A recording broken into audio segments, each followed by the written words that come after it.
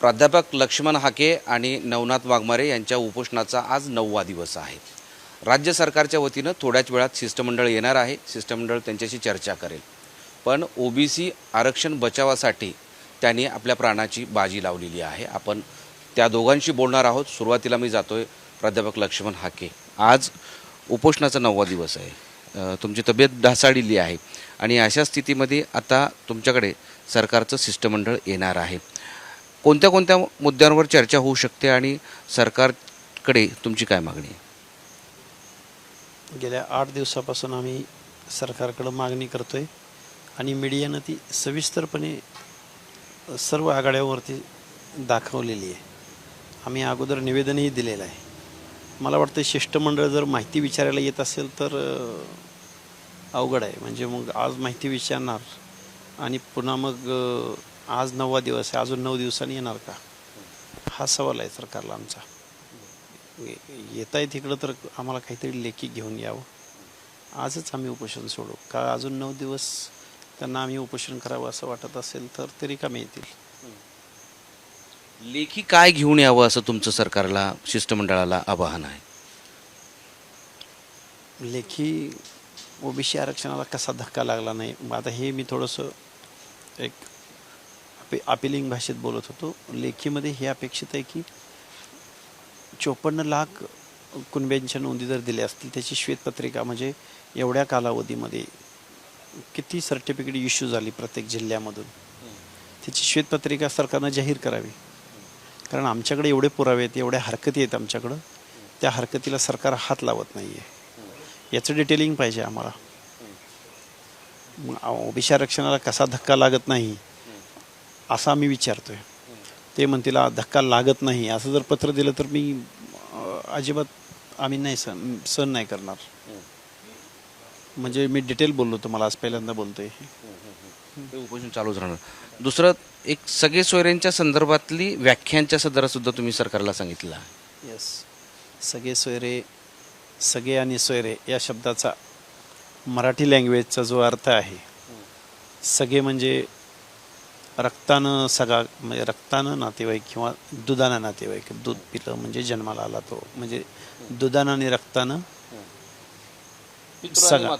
हां, सगळा नाही, सगळा. हां, रक्तानं सगळा. आणि सोयरे म्हणजे लग्न झाल्यानंतर जी सोयरीक बनते, ही मराठी लिटरेचर म्हणजे मराठी लँग्वेजची ती डेफिनेशन आहे.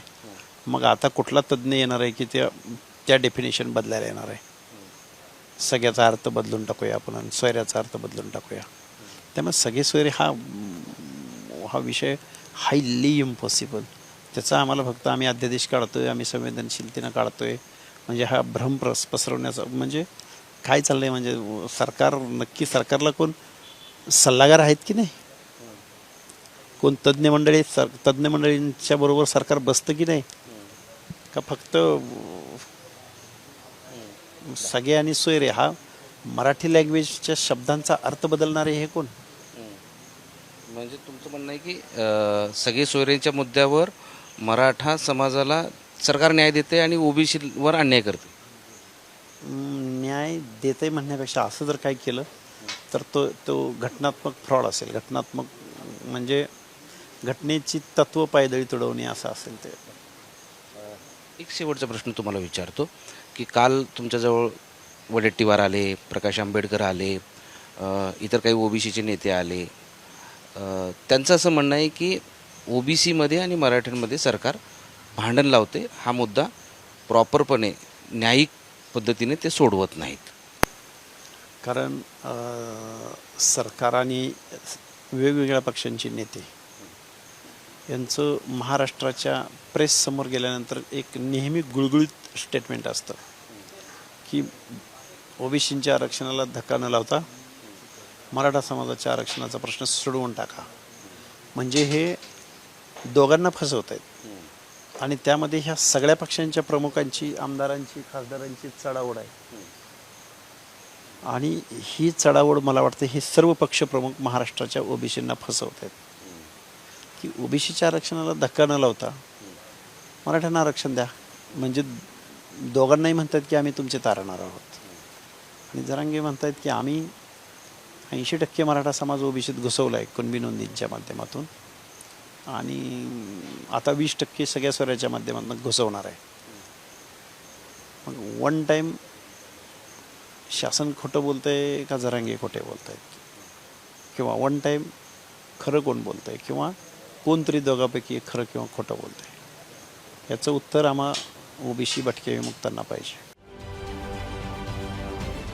महाराष्ट्रातील सर्व बातम्यांचे विश्वासार्ह व्यासपीठ सकाळच्या सर्व सोशल मीडिया प्लॅटफॉर्मला लाईक, फॉलो आणि सबस्क्राईब करा.